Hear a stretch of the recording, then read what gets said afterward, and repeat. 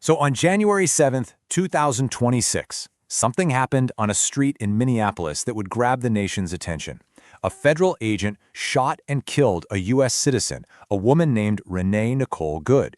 Now, the official story that came from the federal government was pretty clear. It was self-defense against what they called domestic terrorism.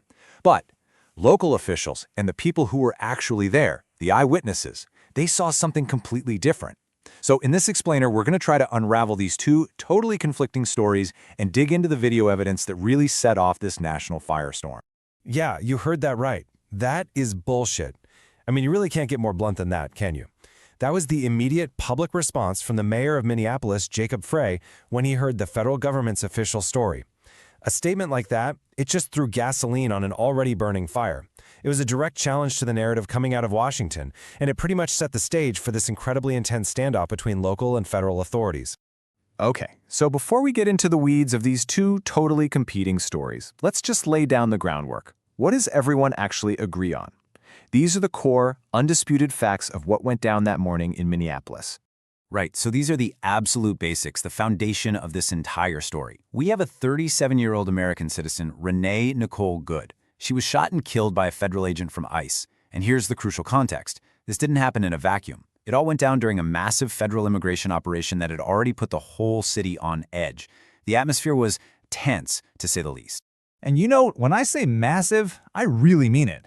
We're talking about 2,000 federal agents deployed by the Department of Homeland Security. This was being called the largest immigration enforcement operation of its kind ever. So you can imagine, the entire Minneapolis-St. Paul area was already on edge way before a single shot was fired. Okay, so with that context in mind, let's dive into the first of these two completely different stories. This is the official account, the version of events told by the Department of Homeland Security. And here's how the head of Homeland Security, Secretary Kristi Noem, framed it. Right away, the federal government labeled what Renee Good did as domestic terrorism. Their position was totally clear, no gray area. They said the agent's use of deadly force wasn't justified. It was absolutely necessary to protect the lives of the officers on the scene.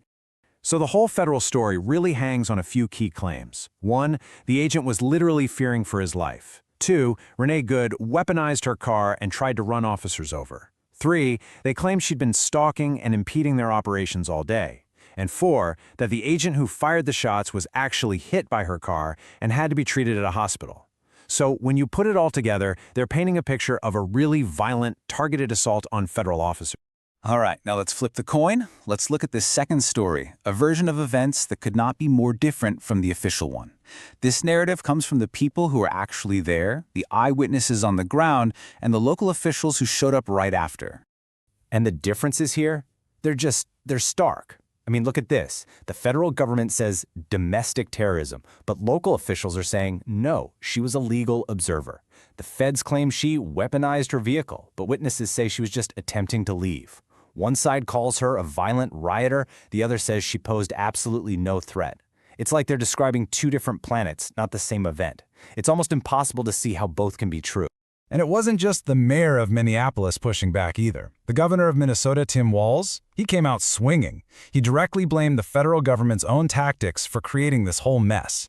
He basically told them, "We don't need your help," and flat out rejected their story. He framed the whole operation as nothing more than a political stunt designed to generate So, this counter-narrative, the story from the witnesses and city officials, it also rests on some really specific claims. First off, they say Good wasn't a criminal target at all. She was there to act as a legal observer. Second, and this is a big one, agents were shouting conflicting commands at her, one yelling to drive away while another was yelling to get out of the car at the same time.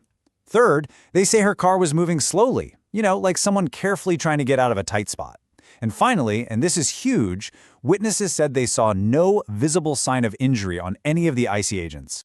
So you've got two narratives that are in complete opposition to each other. So where do you turn? Well, the focus naturally shifts to the objective evidence, right? Luckily, multiple bystanders had their phones out and were recording. So the big question is, what does that video footage actually show us?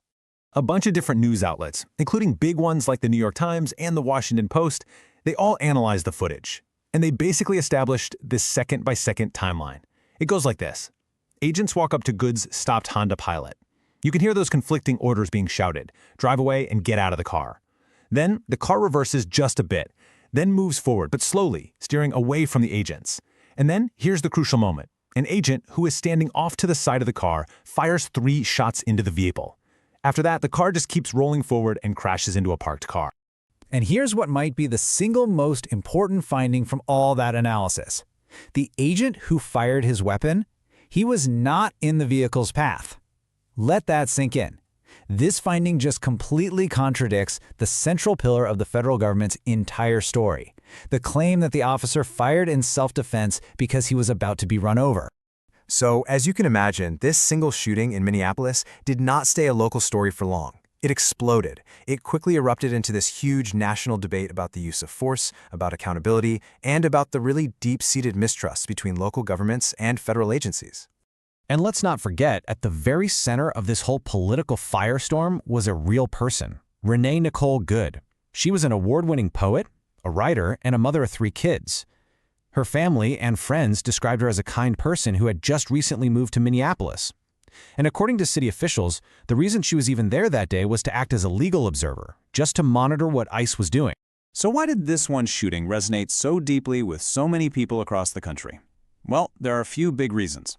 First, it reignited this whole debate about the incredible danger of police shooting at moving vehicles. Second, the location itself was just so incredibly sensitive. This happened just a few blocks from where George Floyd was murdered in 2020. Third, it just ripped the cover off this profound breakdown in trust between local leaders and federal law enforcement. And finally, the public reaction was instant. Protests erupted in Minneapolis and then spread like wildfire to cities all over the country. Now, trying to prosecute a federal officer is, legally speaking, really difficult. They have these broad protections. But there was a recent Supreme Court case, Martin versus the United States, that established that this protection isn't a blank check. It's not absolute. It only applies when their actions are both necessary and proper. And that little phrase, necessary and proper, that's the legal opening that prosecutors in Minnesota think could give them a path to actually bring charges. And so that's where we're left, with the central tragic dilemma of this whole thing. On one hand, you have an official government story. On the other, you have a completely contradictory eyewitness account. And then you have video evidence that seems to lean heavily toward one side. So when objective facts, what you can see with your own eyes, collide so forcefully with official statements, it just raises this fundamental question about accountability and trust. How do we, as the public, figure out what the truth really is?